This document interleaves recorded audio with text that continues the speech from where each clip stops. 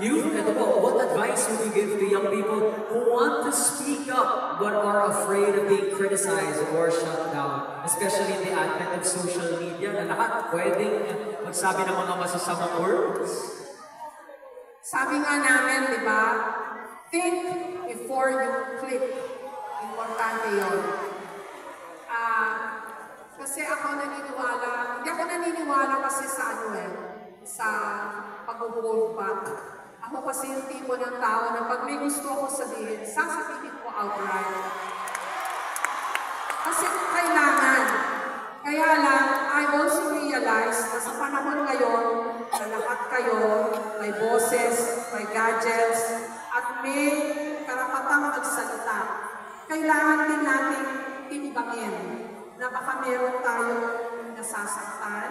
So, meron tinatawag na sensitivity check. Kunwari, bagyo. Ano na mga balandra, yung inyong mga bagong sapatos. Tondo! Tama. Tama. Konting sensitivity. Tama. So, yun may papayo ko sa inyo. Kasi, it's good to speak up. Dapat kayong magsalita. Dapat yung gamitin ang inyong boses. Lalo na pag may nakikita kayong mali. Pero yung mga bagay na kailangan ng konting sensitivity check, sensitivity check nyo yung inyong mga sarili. Kasi mahirap din mabash ng walang basihan o dahilan. Or kung mali kayo, pero ang maganda lang kasi ngayon, pag nag-sorry ka, okay din.